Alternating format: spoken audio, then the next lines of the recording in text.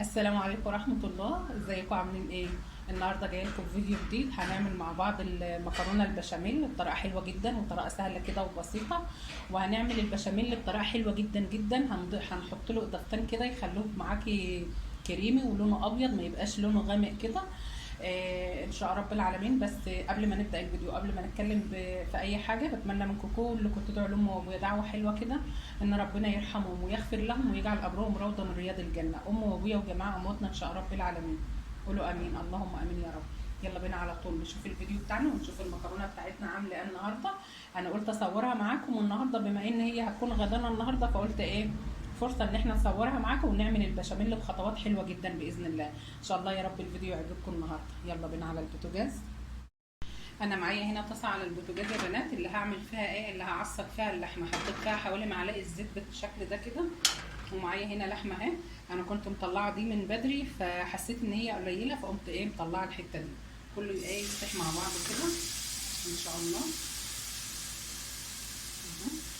انا بصوا بحب اعطي اللحمه تشويحه كده الاول. في ناس تحب تحط البصل الاول. لا انا بحب اعمل بس اللحمه كده تشويحه. هي ده هتسيح باذن الله، لسه مطلعاها من شويه. فايه انا ببقى عاملاها اكياس صغيره كده، بس حسيت ان هي قليله رحت مطلعه دي تاني. هسيبها بقى تسكن مع نفسها كده ولحد ما تتشوح معايا وتاخد اللون اللي هو ده، اللون الغامق ده. واضيف عليها البصل والبهارات اللي احنا هنحطها باذن الله. انا معايا هنا بصوا الحله دي اللي انا هسلق فيها المكرونه لما بتيجي تسلقيها ما بتحطيش فيها زيت، بتحطي لها ملح بس. لو حطيت الزيت على المكرونه بتاع البشاميل هتعمل عازل بين المكرونه والبشاميل، وما هيبقاش ايه البشاميل ما هيمسكش فيها ويبقى شكله حلو كده. اهي يا بنات بعد ما خدت معايا لون بالشكل ده، ما شاء الله عليها جميله جدا. هبدا ايه احط عليها البصل. هنزل على البصل اللي معايا بكميه البصل اللي معايا كلها بالشكل ده كده.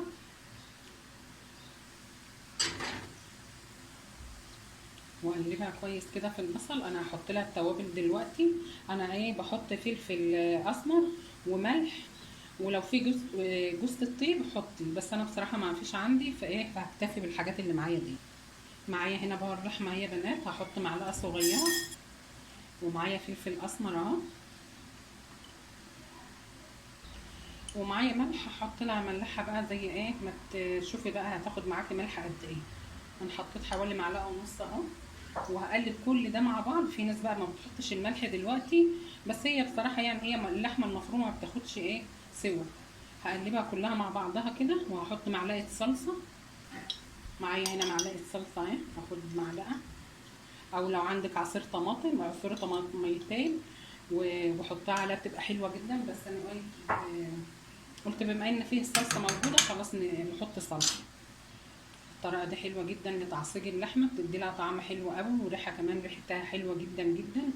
هقلبها بقى مع بعض كده وانقلها على العين التانية دي، ونبدا نعمل ايه البشاميل. انا معايا هنا حله على البوتاجاز فاضيه اهي يا بنات، هعمل فيها البشاميل. ههدي النار بس شويه. بصي انا بعمل البشاميل بسمنه، انت عايزه تعمليه بزيت دي بترجع لك. كل معلقه زيت او معلقه سمنه، بس معلقه سمنه كبيره ومعلقه زيت يعني ايه تكون مليانه حلوه كده. كده 3 4 استنوا بس واقول لكم 5 6 7 8. كل معلقه زيت بتاخد معلقه دقيق، او كل معلقه دقيق بتاخد معلقه زيت او سمنه. انا حطيت هنا 8 معالق سمنه، او تحط 8 معالق زيت اللي يريحك. ومعايا هنا برضو 8 معالق دقيق. هبدا انزل بالدقيق اهو يا بنات، 8 معالق دقيق، واحمصه كده تحميصتين حلوين كده في الزيت. هتفضلي تقلبي فيه شويه كده علشان ايه تحمصي بس الدقيق لحد ما يطلع منه الرطوبه.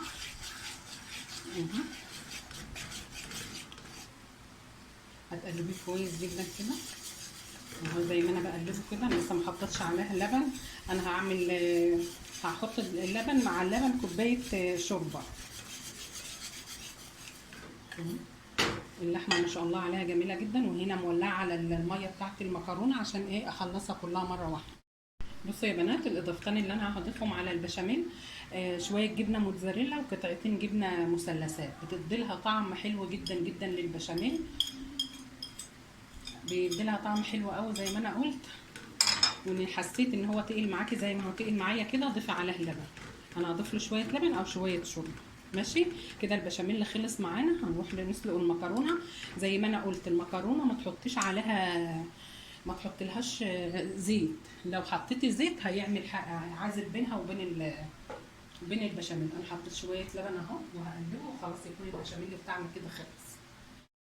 البشاميل اهو يا بنات، حبيته بس اوريهولكوا قبل ما اكمل بقيه الخطوات. شوفوا معايا كريمي وجميل ازاي وخفيف، ماهوش تقيل يعني، لا تقيل قوي ولا خفيف قوي، وسط. دلوقتي هنحط المكرونه في البوله دي ونضيف عليها جزء من البشاميل.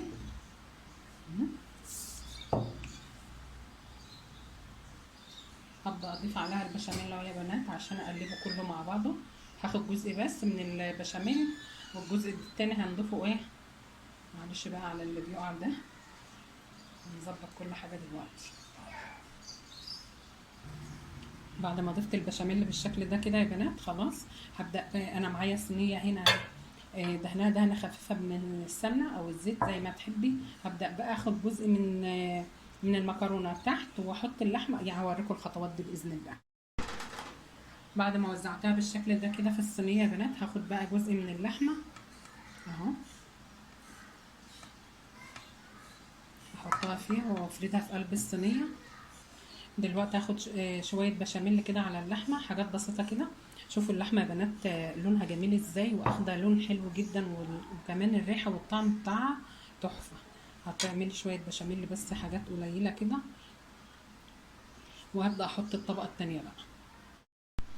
الصينيتين اهم يا بنات، بعد ما انا عملتهم بالشكل ده كده هبدا بقى اضيف عليهم البشاميل.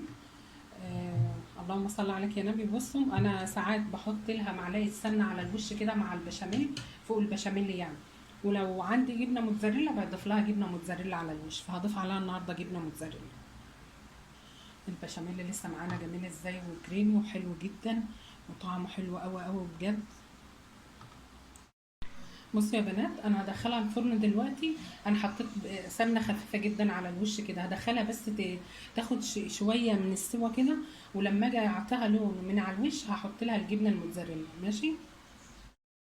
المكرونه يا بنات بعد ما انا طلعتها من الفرن ما شاء الله عليها اخده لون حلو جدا ولونها جميل جدا، وكمان طعمها بيكون احلى واحلى. دي الصينيه الكبيره ودي الصينيه الصغيره اهي، الاتنين اخدين لون حلو خالص. الجبنه عاطيالهم لون حلو قوي قوي اهي. بصوا هي لازم تتقطع، ولو انت عايزاها قطع لازم تقطعها ولما تبرد. بس انا بصراحه بحب ان اكلها سخنه كده، ما بنستناش لما هي تبرد، وكمان ريحتها حلوه جدا ايه عايزين ناكل. ايه رايكم فيها؟ يا رب النهارده الفيديو يعجبكم ويكون فيديو خفيف عليكم، وكمان يا رب طريقتي في عمايل المكرونه تعجبكم ان شاء الله. قولوا لي رايكم فيها، تحفه بجد والله. يلا اشوفكم على خير في فيديو جديد، مع الف سلامه.